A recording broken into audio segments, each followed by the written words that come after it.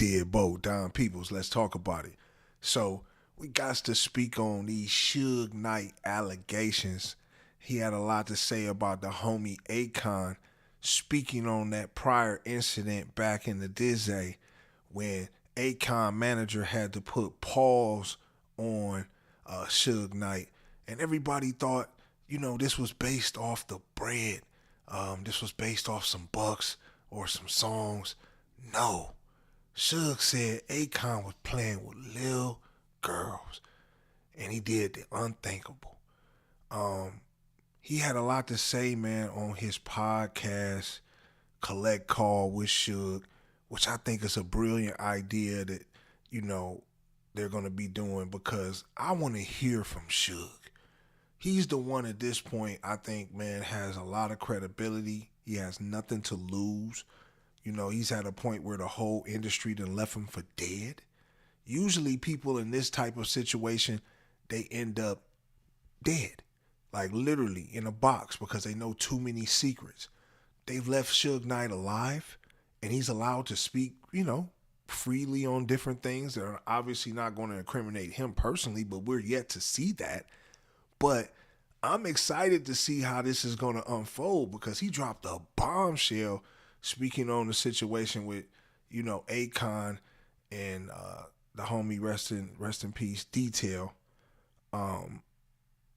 Was left in the house with some minors, and, Akon, proceeded to, take, and, I guess, he wasn't in fear of getting locked up, and they definitely wouldn't have let him out for that. So Suge was obviously saying that he was coming to press Akon about that, because that was one of the homies' people. And he like, we don't go to the police, so I was coming to press Akon personally. And this is why I kept pressing him about that, so he can speak on that and we can get some straightening, And, that situation obviously escalated, and, it ended up with being Suge on the floor. He got roughed up, hey, it's whatever, right? But at the same time, if that's the truth, right, and everybody's trying to discredit Suge, he would lie, he's in this situation, entertainment value, yah. But if these allegations are true, this can really be a stain on Akon image for real, But I think overall, Suge has a lot more cats in the bag, and I think he ain't about to let it out all on one, episode of the show. Obviously, he gonna let it run, and I think every episode we gonna get something new. Obviously we gonna get into the Pac history, probably some Eazy-E history, him and Dr. Dre, him and Puff Daddy. It's a lot of different things to unpack when it comes to Suge Knight, and I really hope we get like a Suge Knight tell-all, some type of documentary that's, produced by him, because obviously he's the one that was at the top of the game for those years running Death Row Records. This nigga holds a lot of secrets, man, that I think a lot of people want to know about. And I think that's just one of the first ones he wanted to drop.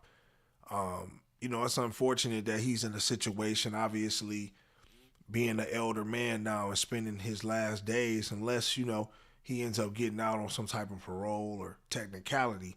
He's spending his last days in a jail cell. I never thought I'd see that with Suge. And, I think it just shows that the whole industry turned they back on him.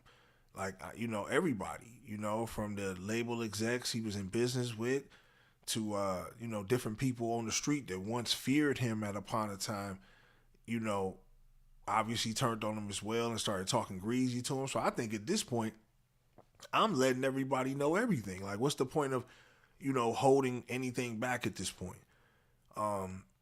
So I'm real interested to see how this is gonna play out.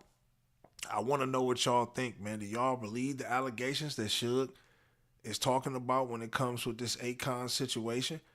And are you looking forward to more of Suge Knight's content on this Collect Call situation?